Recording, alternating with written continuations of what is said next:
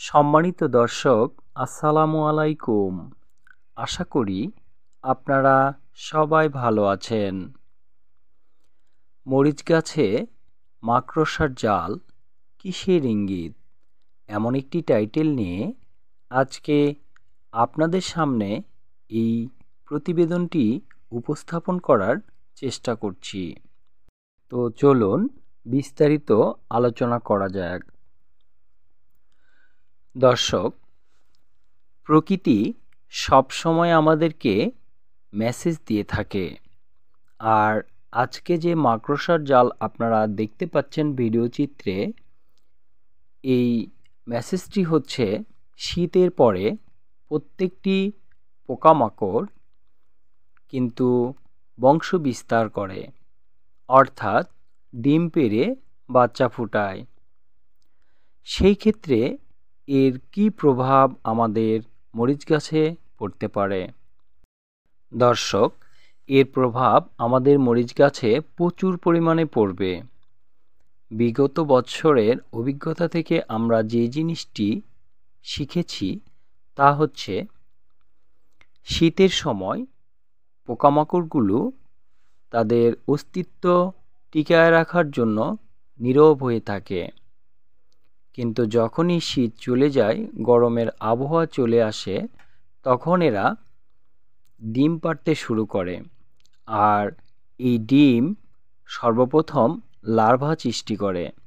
যে লার্ভাগুলো, অনন্ত লার্ভা, হাজার হাজার লার্ভা যখন গাছের পাতার রস খেতে শুরু করে, তখনই কিন্তু গাছে কুকরি লাগে।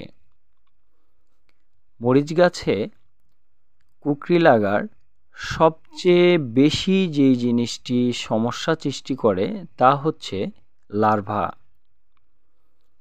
সাদামাছি বলুন আর মাকড় বলুন আর থিপসি বলুন, এরা তাৎক্ষণিকভাবে এসে গাছের পাতা খেয়ে কিন্তু গাছকে খুব একটা ক্ষতিগ্রস্ত করতে পারে না, কিন্তু যখন ওরা ডিম পাড়ে, হাজার হাজার লার্ভা যখন ডিম থেকে ফোটে, তখন এই লার্ভাগুলো প্রচুর পরিমাণে রস চুষে খায় আর গাছের মধ্যে ভাইরাস প্রবেশ করায়। সেই ক্ষেত্রে দর্শক, গাছে কিন্তু কুকরি লাগে। আর এখান থেকে বাঁচতে আমাদের অবশ্যই আগে থেকেই প্রস্তুতি নিতে হবে। আর এই মাকড়সার জালটা কিন্তু আমাদেরকে এমনই একটি মেসেজ দিচ্ছে যে ধীরে ধীরে শীতের মৌসুম চলে যাচ্ছে। মাকড়সা জালের মাধ্যমে ফাঁদ পেতে বিভিন্ন পোকামাকড় ধরে খাওয়ার জন্য জাল ফেলেছে। আর এই মাকড়সা কিন্তু মরিচ গাছের কোনো ক্ষতি করতে পারবে না বা করে না। মূলত লাল মাকড় যেটি, সেটি ক্ষতি করে। তবে দর্শক, আমাদের এই জাল দেখে উদ্বিগ্ন হওয়ার কোনো কারণ নেই।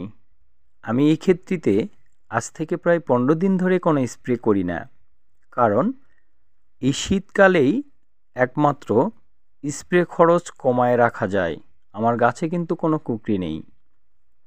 তবে এই গাছগুলো যদি এভাবে অবহেলায় থাকতে থাকে, তাহলে গরম পড়লে অতি দ্রুত ক্ষতি হয়ে যাবে। দর্শক, এটা অন্য একজনের ক্ষেত, সেখানেও কিন্তু আমরা মাকড়সা জালের উপস্থিতি দেখতে পাচ্ছি। তার মানে আমাদের ভালো মতো স্প্রে শিডিউল মতো এখন করতে হবে।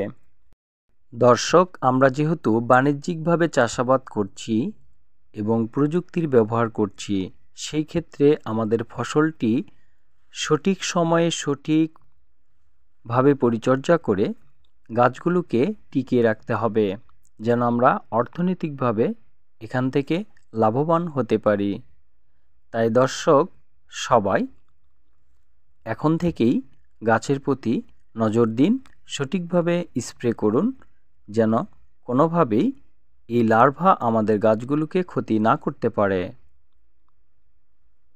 দর্শক, ইতিপূর্বে ছোট মিয়ার মরিচ চাষের পর্বগুলোতে কিভাবে স্প্রে করবেন সে বিষয়গুলো দেখিয়েছি।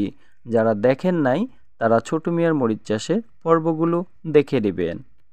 তাছাড়া যে কোনো পরামর্শের জন্য ভিডিও ডেসক্রিপশন বক্সে নাম্বার দেওয়া আছে, নাম্বার নিয়ে সরাসরি ফোন করবেন।